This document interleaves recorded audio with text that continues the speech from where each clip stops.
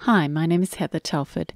In this tutorial for Splitcoaststampers, I'll be showing you the method that I use for creating a vintage look on my cards. In preparation for stamping, I first stamped the images on some adhesive label paper and cut them out to create masks. This little birdhouse set is called Fly High from Penny Black, and the poppy is called Playful. All the rest of my supplies are listed at the end of the video. The key to my vintage effect, and I'm sure there are many ways to do it, but the way I do it is to use a water-based dye ink, in this case Vintage Photo from Distress, so that I can blend the color out of the stamping later, which softens the image but also fills the image with the brown of the dye ink. When you want to use masking on a card to create some depth and dimension to your panel, you have to think about which images you want in the foreground of your panel. And they're the ones that you have to stamp first, and then you mask them and stamp the next image that's behind. So in this case, I'm just tucking that little stand in under the scalloped edge of the birdhouse. And then my flowers are going to go behind that. So I have to mask the birdhouse, then the stand, and then I can stamp my flowers in behind that. I'm stamping on hot pressed watercolor paper, which is one of my favorites to use. The reason is the lines in all these images are quite fine, and if I was using a textured watercolor paper, a cold pressed or a rough, then I wouldn't get a full image with my stamping first go. You could get a full image if you were using a stamp positioning tool like the Misty, but I'm just working on a panel with a single stamping, so hot pressed is great for that.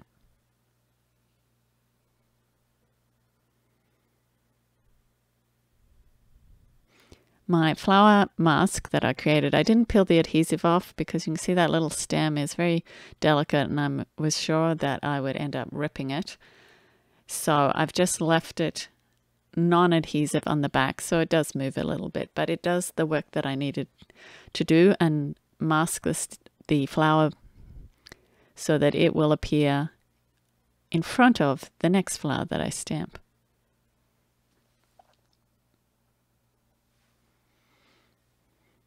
Once I've got all my images, it's time to start adding a little bit of color, and the main color is coming from the brown ink, but I'm also adding a little bit of black and some other tones with this elegant writer pen. This pen is a very clever little crafting pen. It's designed as a calligraphy pen, so it's got a calligraphy type nib, but if you turn that on the edge you can get a fine line, and if you turn it the other way you can get a thicker line. The reason that I'm adding these black highlights is not because I just want black, it's because the elegant writer bleeds really easily, like the ink bleeds out once you wet it, and it doesn't just bleed into black tones, it then softens to pink and green tones, so it gives a really nice vintagey look to whatever you add it to.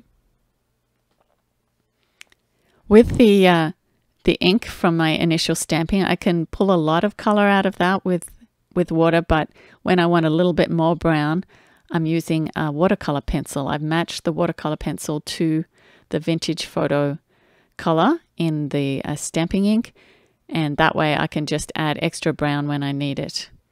So you can see with the Elegant Writer, as soon as I touch it with water, it bleeds out into these different tones. The only other color I'm adding to the whole panel is red from another watercolor pencil. That way my flowers and little details like the pattern on the birdhouse will just have a little pinky tinge. The idea with a vintage panel is to make it look a little bit like an old photo, I guess, the sepia sort of tones. So I don't want to add many colors. The pink, I guess, is not totally realistic, but it does add a nice look. So moving on to the flowers, I'm not getting a lot of color out of that stamping, so I can add some with the pencil, but you find if you're using a water brush or even a wet paint brush, as it moves across your stamping, it will actually gather more brown from the ink and you'll get more brown color. You can see with my watercolor pencil, I'm using it like a palette. This is often the way I paint with watercolor pencils. It's not the only way to do it, of course, but it is a convenient technique because you've got your tiny little palette there right beside you, and you can just dip your wet paintbrush or your water brush on it. To get a little more depth in your color from the watercolor pencil, you can draw directly onto your paper, of course, and then blend that.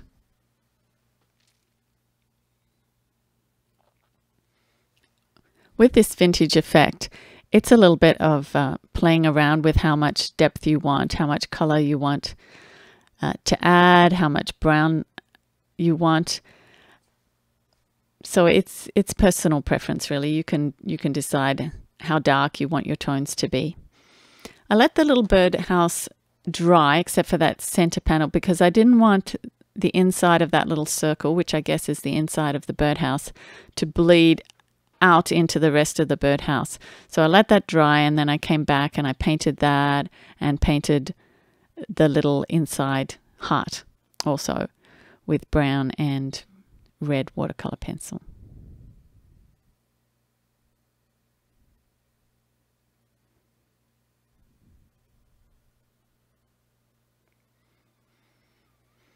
To get the leaves to have a little bit of black and green tone, I just touched the Elegant Writer pen down the spine of the leaves and a few of the veins, and also I drew the little centers of the poppies with the Elegant Writer too. And as soon as I come back and touch that with the water brush, the black bleeds out.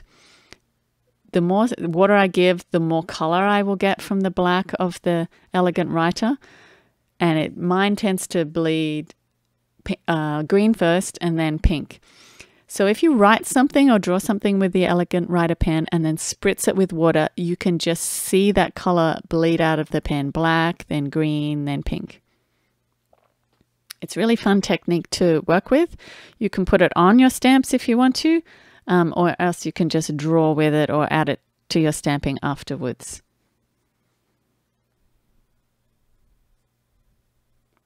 If you wanted to add black tones to a vintage look and you didn't have an Elegant Writer pen, you could just use any other water soluble black marker and you could get it to bleed into your brown tones that you already had.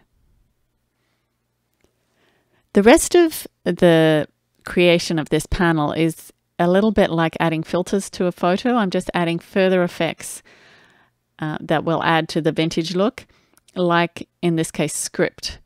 I think adding a little bit of script or lettering over the top makes it look a little bit old and vintagey.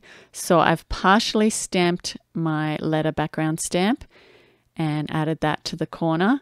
And then on that side, I have to think. It takes me a while to think about which side of the stamp to ink. You can tell I've made mistakes with this in the past. So I hold it in position and visualize where I have to put the ink. And then I masked one of the flowers so they wouldn't all be covered in text. If you wanted to mask them all, you'd have to cut more masks, and I don't fussy cut very often, so I didn't do that. And then I just added a little bit of text here and there and spritzed it to get the ink bleeding into the surrounding area. Now I'm adding some splatter, and this is my favorite way to add splatter because it's so easy. I'm using the water brush and flicking it across the lead of the pencil, which ends up wetting the lead and creating a little bit of brown paint. And then by this point, after I've splattered a lot, the end of the water brush is saturated with brown paint, so I can drop some droplets of brown paint onto my panel and then switch over and add a little bit of fine splatter of red from the red watercolor pencil. I apologize that I'm painting this little tag off camera. I didn't realize that in time. Not until the editing phase. I didn't have time to go back and do it again. But basically, I'm just using the color from the two watercolor pencils to color the watercolor tag that I die cut with the Circle Tags die from Penny Black. And my little blobs hadn't really dried, so I sucked up the excess color with a paper towel and then added some actual water droplets. So what the water droplets will do will look like the panel got wet. So adding to this vintage look of something that's old and a little bit damaged, I'm adding some water droplets and drying them a little bit. But when you add water droplets to dye ink and then remove it, you can usually remove some of the color. So what is left behind is a little bit washed out, which again adds to my vintage look. I picked one of the sentiments from the Saw set. If you look at the photo tutorial that I made to coordinate with this video tutorial for Split Coast, you'll see I used the other sentiment on the other card. Now to frame the whole image, I wanted it to be darker around the edges.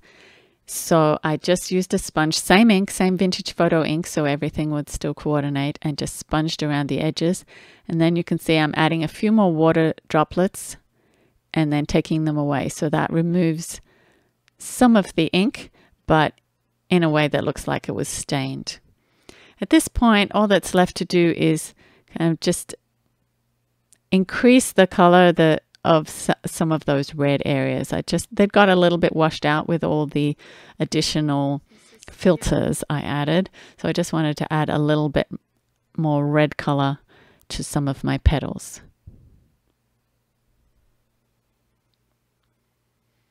This vintage effect is something that will work with any outline stamp. You stamp it in your brown ink, and then you can pull that brown ink to fill your outline images. And adding one color or two colors means that you'll have a predominantly brown panel, but with some highlights of another color. And I decided to pop up my little tag, but at this point you'll see that I didn't really plan exactly where I was going to put my tag, because it's going to end up covering one of those pretty little flowers. I don't always plan for my sentiment. I really work on the picture part of my card first, and then I think, oh, where am I going to put my sentiment? And so in this case, I ended up losing one of my little roses. Oh, not roses, poppies, one of my little poppies, but that's okay.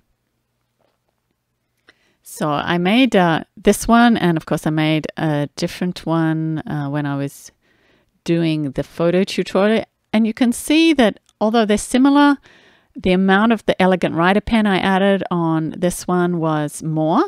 So it's a little blacker, but otherwise they're quite similar. A few more watermarks on the Hugs and Prayers card.